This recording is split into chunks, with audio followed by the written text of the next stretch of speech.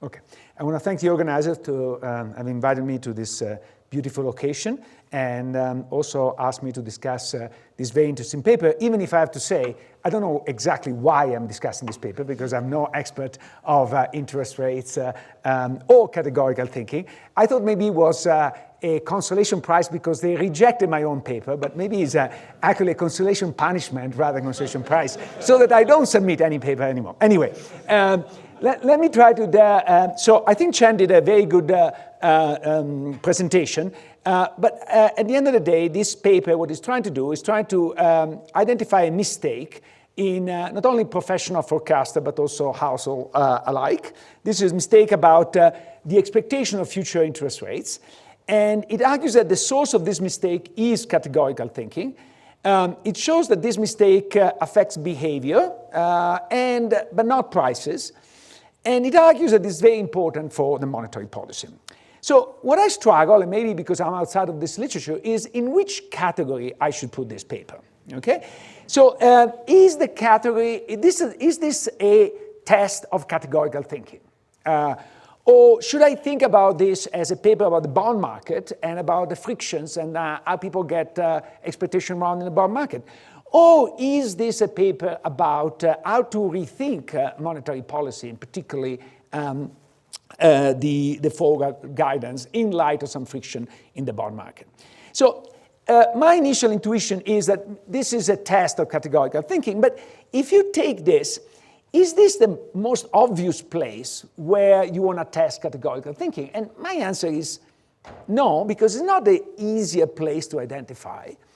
And from a theoretical point of view, as Chen pointed out in his presentation, there are two big assumptions that you make. One is people have rational expectation, and then there is absence of changes in beliefs about the term premium. So there are a lot of simultaneous hypotheses, and you don't know which one is deviating. I would like to propose to the authors an alternative test and look at the forecast of equity analysts, and I bet that if they forecast rising dividends, they also forecast rising equity prices. It's not the same category, because dividend and equity prices is not the same category, but they make the same mistake. So my view is something different that is going on. Now, I have to recognize that maybe the reason why they tested is because there are fantastic data here. There's a long time series of forecasts, both professional and normal human being. Now, as Chen pointed out, I think I spent a lot of time looking at this picture because this is really a fascinating picture, okay? And it's a fascinating picture not only because it looks like one of the slopes that we have here is always downhill. There are little bumps along the road, but it's always downhill. So your question, is this really a lot of data point, or is just one data point of a period that is very, very peculiar? But the most important point is that basically forecasts are terrible throughout the period. And Chen mentioned it, that you will be better by basically forecasting that long-term rates don't change. But it's not only that they make mistakes, it's consistently they expect rates to go up, and consistently they fail.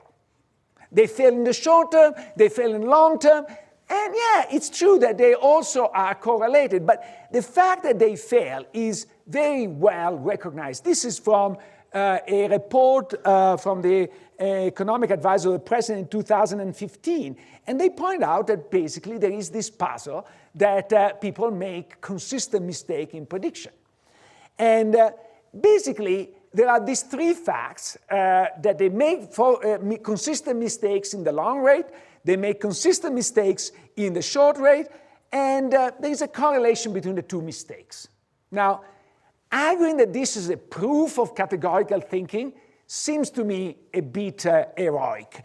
Basically, people screw up in every dimension, and you pick your interpretation the way you want. Now, what is interesting is, and maybe this is what the paper is about, is the friction in the bond market, that they document, I think, a number of facts that are quite interesting. In spite of any lack of effect on prices, you do see spikes in mortgage borrowing, during the beginning of the tightening cycle. You see an increase in the issue and long-term debt from firms, and an outflow for long-term bond mutual funds. Now, of course, for most of this period, all these things, not all these things, but the last one is clearly the right thing to do. By the way, you make a lot of fun of Fox, but had you followed the advice of Fox, you would have done the right thing. And if you follow the advice of the professor from Wharton, you would have done the wrong thing. So Fox 1, Wharton 0. Now, what is interesting is that we should believe the forecast. Of course, we tend to believe because these are PhD economists. However, what I don't know, and this is my ignorance, but the paper is not very long on this, is who are the users of this forecast? And why do these economists release this forecast to begin with? Are they just showing off? Are they trying to influence the behavior of consumers? Are they trying to influence the behavior of the Fed? I don't know. And what are their incentives? I would love to know more about the forecast. In fact, the paper does not have the picture of the Wharton guy, but I already predicted that the natural direction to go is compare, are people coming out of Chicago doing better job than people coming out of Harvard? I sort of prepare to bet that, but I might be wrong, so it would be interesting to know. But also, if we want to believe those forecasts, what happens to their career as a function of their forecast error? We know from Elizabeth Kempf that if you make a lot of mistakes as a credit analyst, you don't do a good career. You're penalized for your mistakes. Are these people penalized for their mistakes? Because if they are, they should be out of a job. They make so many mistakes so consistently that it's hard to swallow. And this really reminds me of a very famous quote from the general theory of Keynes, that worldly wisdom teaches that it's better for reputation to fail conventionally than to succeed unconventionally. And so it's possible that these people are making forecasts that are in line with everybody else simply because they are embarrassed to try to say something else. Or they're trying to produce the most likely scenario, but not the expectation. I don't know. I think that it's interesting, but what I find it very puzzling, this is a quote that Chen also reports, that basically saying the professional forecasters have the model wrong. So borrowing from the literature on races, this is structural categorical thinking. It's not just categorical thinking, it's embedded in models, so it's structural categorical thinking, which is a higher order of degree vis-a-vis that. And I find it fascinating that household makes the same mistakes, but the more sophisticated they are, the more they make these mistakes. So I think it's probably possible that they read the newspapers, and so they follow the wrong thing. So lesson from the paper: never listen never read the newspaper, and never open a letter from the bank, especially a German bank, because they give you bad advice. Now, what I find by far the most interesting part is that what they do at the end and say, because I do believe the friction they document. I think that maybe I was too harsh on the paper, because the paper documents some very important frictions.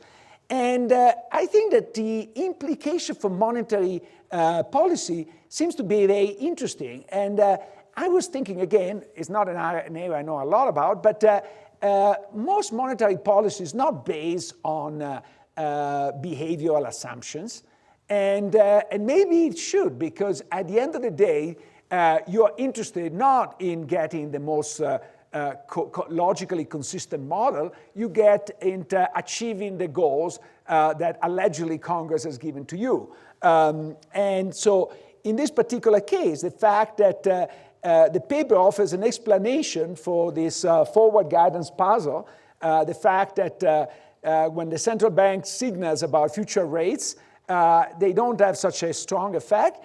It might be because of this categorical thinking, or because of this reaction. So what is my suggestion? I will rewrite the paper as a behavioral guidance to monetary policy.